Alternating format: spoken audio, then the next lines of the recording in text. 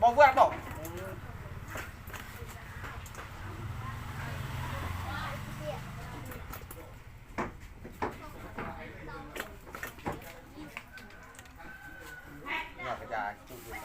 dốt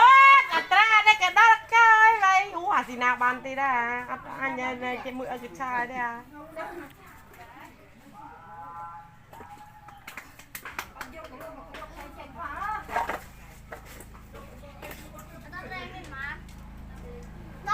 vì gì thôi nhở vì gì ấp tiền để cho nó nặng đi mà ai đi hay mà à sinh em vượt bao ta ăn nó chắc phá là phì mà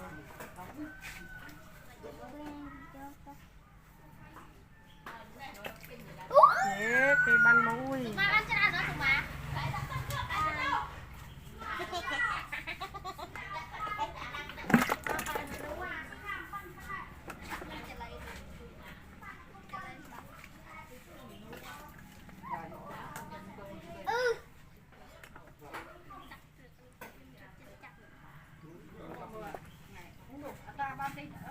quả gì nào